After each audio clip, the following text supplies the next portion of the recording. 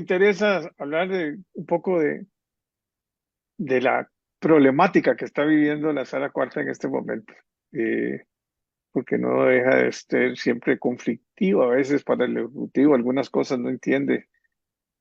Acordémonos que la Sala garantiza la libertad, la dignidad, los derechos humanos.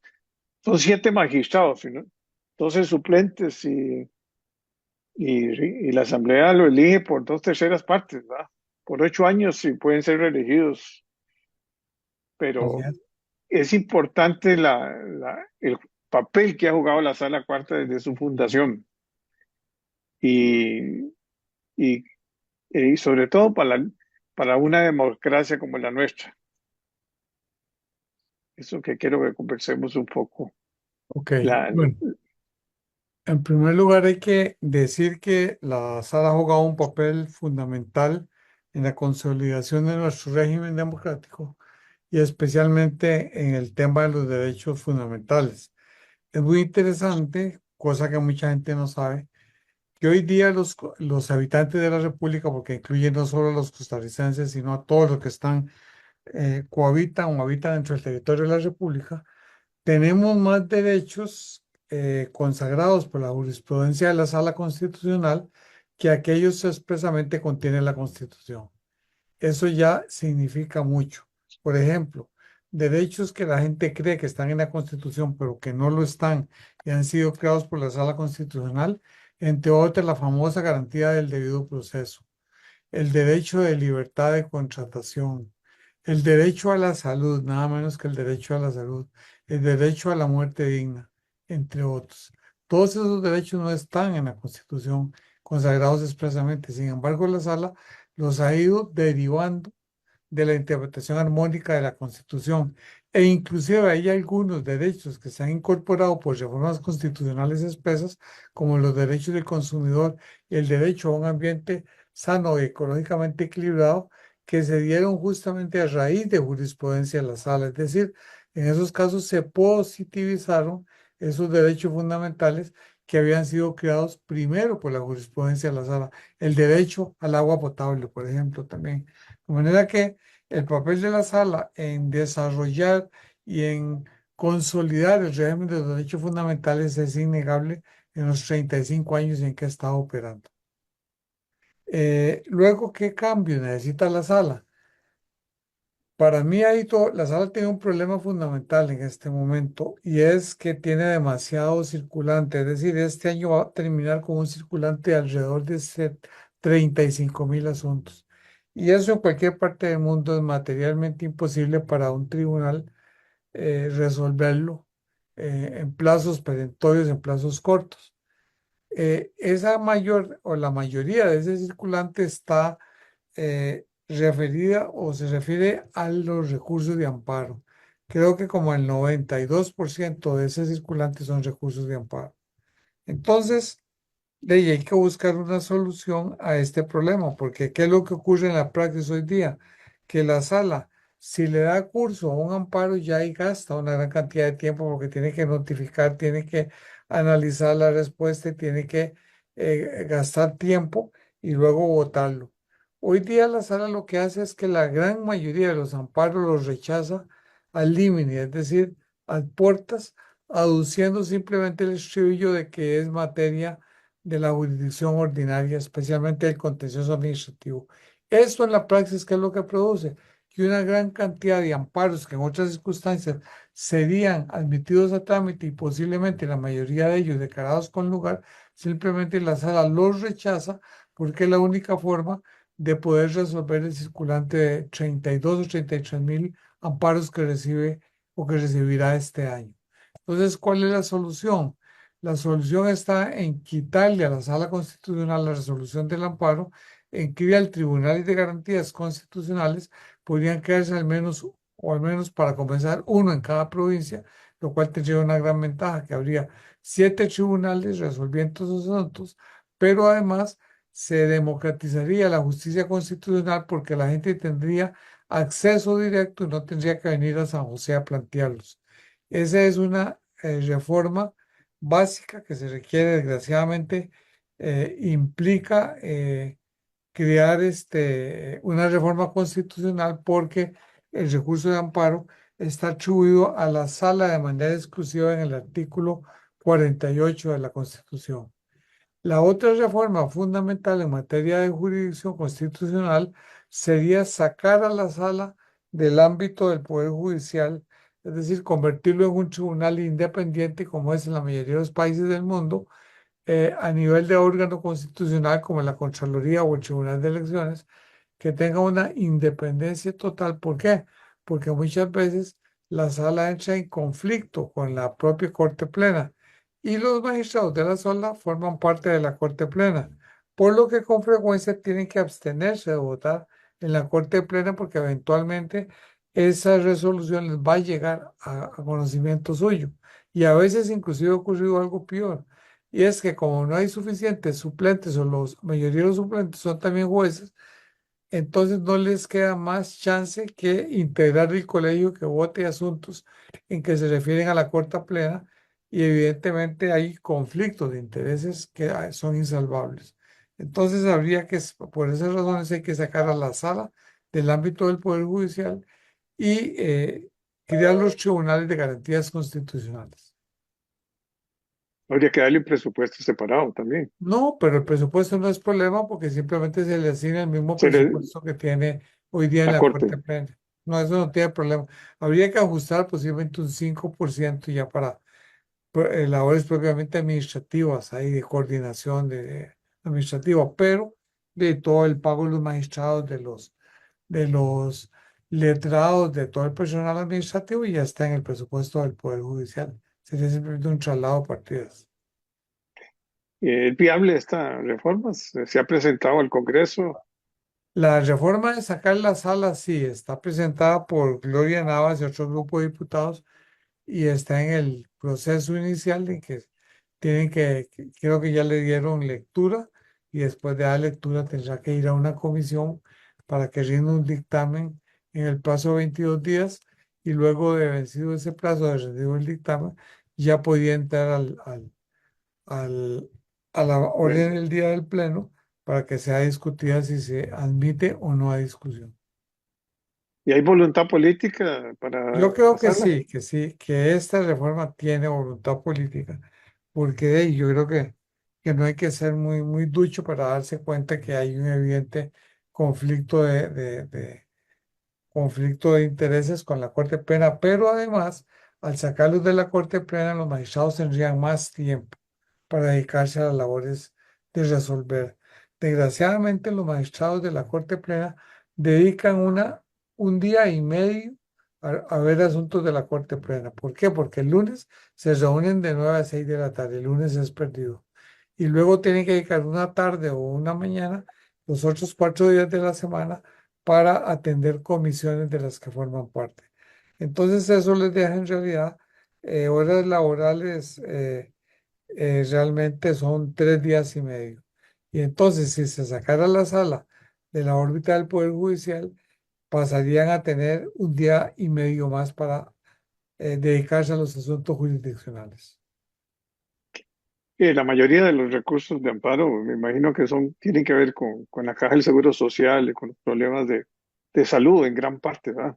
Los que admite la sala, la mayoría no podrían necesariamente eso, pero la mayoría de los que admite son por temas de la caja, aunque ya hay muchos que los empezado a rechazar. Por ejemplo, los casos en que eh, la persona solicita que la caja asuma el costo de una medicina muy cara que requiere para su tratamiento.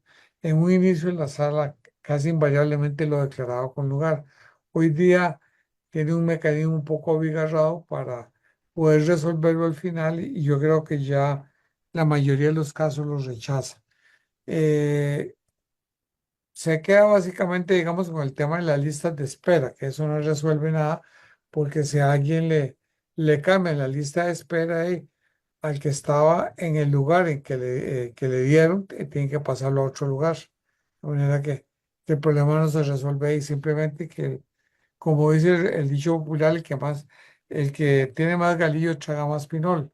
Es decir, el que plantea el recurso de amparo tiene la posibilidad de que le cambien la cita o le cambien la operación, pero una fecha anterior a la fijada originalmente.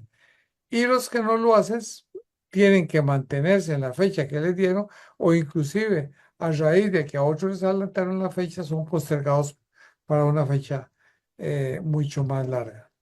De manera que eso no resuelve nada. Pero ahí va las consultas también del legislativo, las consultas Sí, pero las consultas son muy pocas. son muy pequeñas. Las Y consultas no las les quitan campo porque lo y más constitu- que hay son al mes, un mes. Hay meses en que no hay ninguna. y los recursos de constitucionalidad. Sí, por eso es por eso es que la sala tiene que independizarse, para que la sala se dedique estrictamente a los asuntos de constitucionalidad, porque las acciones están durando mucho en ser resueltas, deberían ser resueltas en 6 meses máximo, y están durando de 3 a 4 años. ¿Por qué? Porque como la sala dedica la mayor parte del tiempo al tema de los amparos, ha dejado de lado o deja de lado las acciones. Por ejemplo, la sala se reúne martes, miércoles y viernes.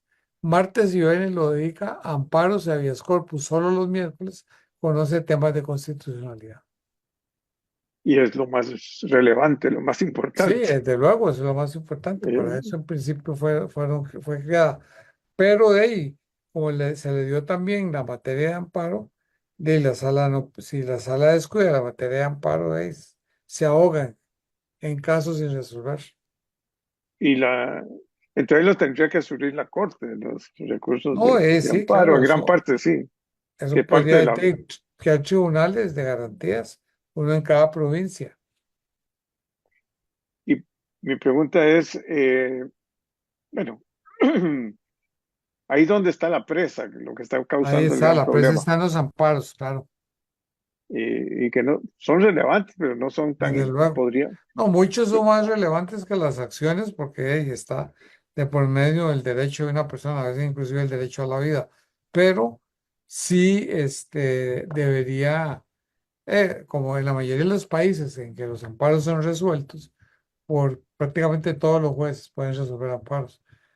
Entonces, podría mm, establecerse también que todos los jueces son competentes, por ejemplo, los jueces laborales o es decir algo, los jueces civiles y establecer la posibilidad de apelación ante la sala en dos circunstancias.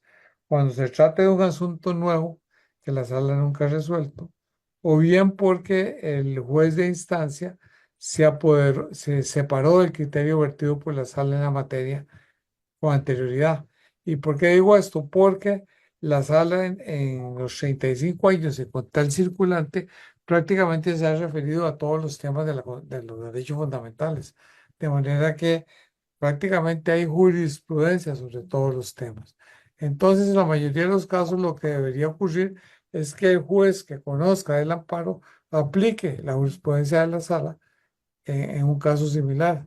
Si no está de acuerdo con ese criterio, podría esbozar uno nuevo y en ese caso la resolución de ese tribunal tendría apelación ante la sala para que la sala valore si cambia o no de criterio. y siempre la sala la tendríamos con el mismo número, 7 magistrados, 12 Sí, los 7 suplentes, magistrados es suficiente. Si la sala es solo se suficiente, dedica a materia de constitucionalidad, es más que suficiente. porque también parte de ahora lo que sucedía es que magistrados que están en la sala están metidos también en la corte viendo problemas, como vos Ese es el decís, problema. Yo lo dije, que pierden día y medio por semana. de- Pierden día y medio por semana en temas que no eh, son es constitucionales. el 30% del tiempo, prácticamente. Exactamente, así es un desperdicio. Y Y hay además se meten perdón, en cuestiones administrativas para los cuales no están preparados. Entonces hay mucho error administrativo en la corte porque los magistrados no saben administración. y la verdad es que es una corte superior. Y así están en la mayoría de los países del mundo, ¿ah? En No, Europa la mayoría de los también, países del mundo los tribunales son independientes. Entonces, al no formar parte de la del sala órgano constitucional. judicial, se Sí. dedican solo a administrar justicia.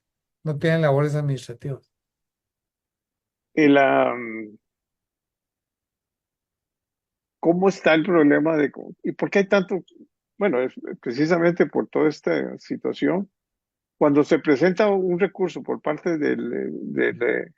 en este caso, como tenemos ahora el famoso referéndum, ¿ah? El Jaguar, Jaguar uno, Jaguar 2, Jaguar 3 y ahora viene el 4. Eh, Mi pregunta es, ¿eso va a la sala constitucional? Ellos son los que también toman una decisión si está bien o no está correcto, la forma en Así que es. está planteado. No, así es, porque así la ley de Eh, la- referéndum así lo establece. Dice que siempre, si el Tribunal de Elecciones tiene alguna duda, puede consultarle a la sala la constitucionalidad o no. Si la sala determina que es inconstitucional, lógicamente ese se proyecto de ley convoca. no puede ser sometido a referéndum.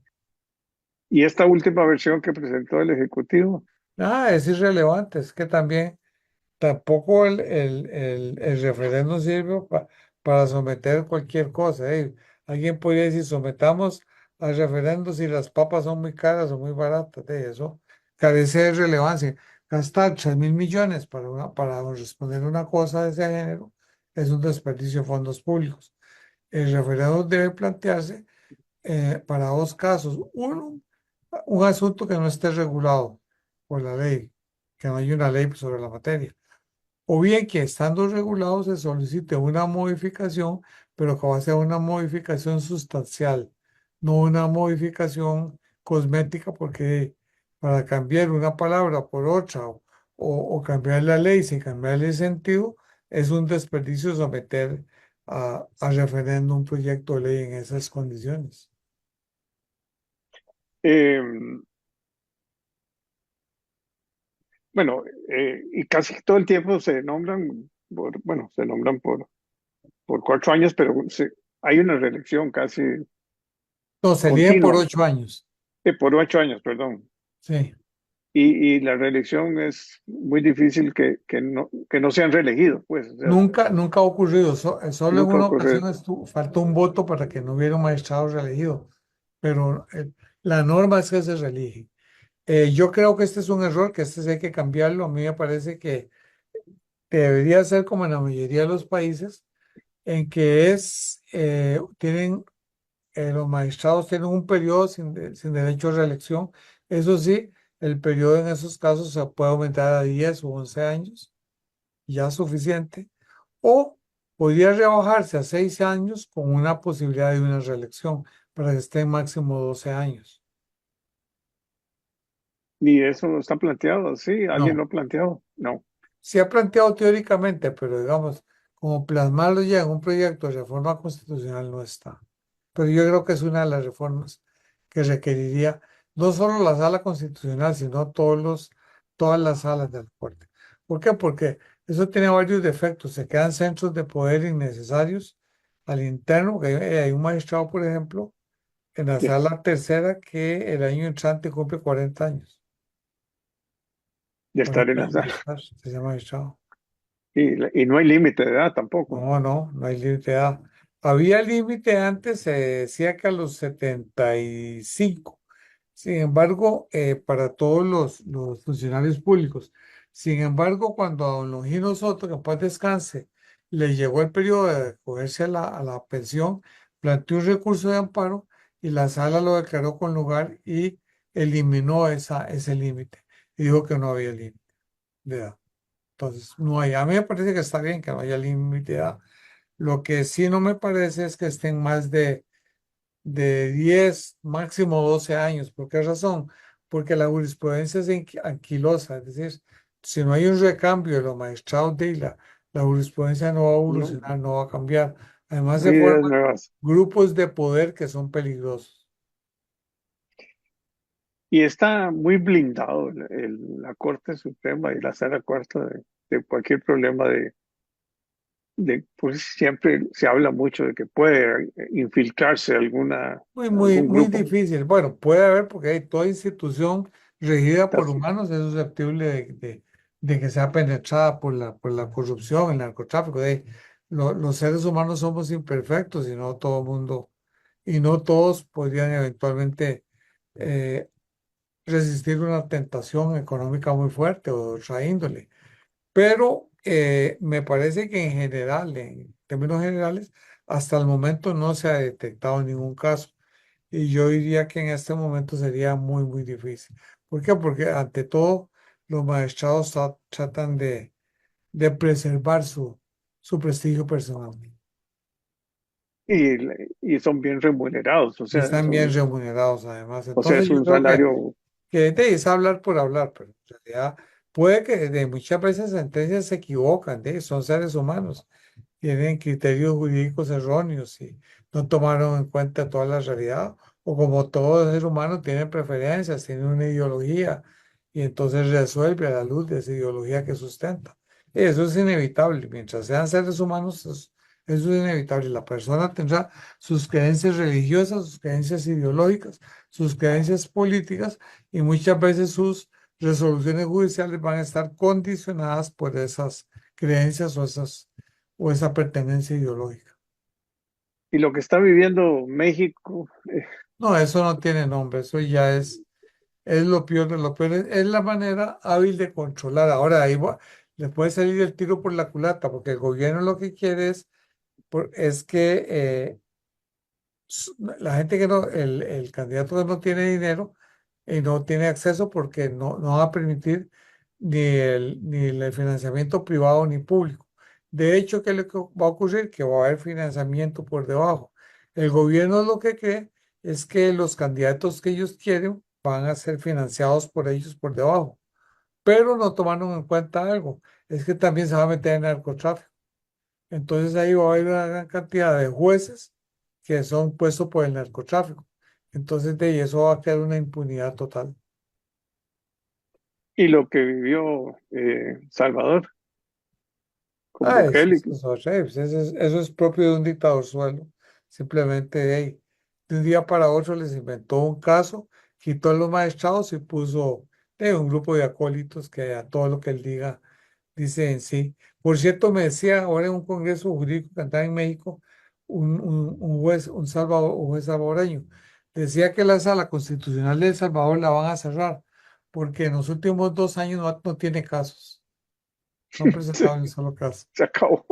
Y se acabó. Y en Venezuela se acabaron los tribunales contenciosos administrativos y los abogados especializados en administrativo tuvieron que dedicarse a otra cosa o emigrar de Venezuela. Ok. ¿Quién iba a pelear quién va a pelear contra el Estado en Venezuela? ¿Quién va a pelear contra el Estado en Salvador o en Nicaragua? Nadie. Tiene que estar loco. Y en Si lo Cuba hace, tampoco. lo En fichan y Cuba no lo hay. desaparece. Sí, la sala es una garantía Desde luego, de claro. los Una garantía de los derechos derechos y de humanos, la democracia. de la libertad, de la democracia, Claro, la de la justicia igualdad. social. Fundamental Y eso.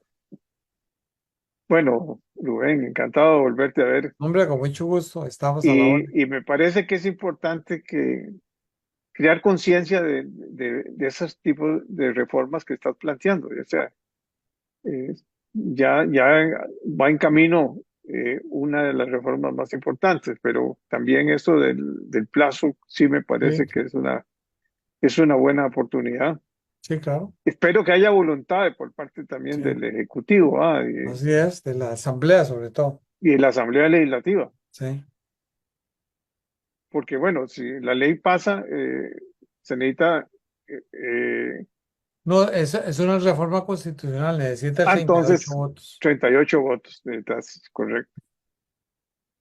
Bueno, Rubén, Bueno, encantado de saludarlo realmente. y de que tenerlo aquí en el programa El Reto Siglo XXI.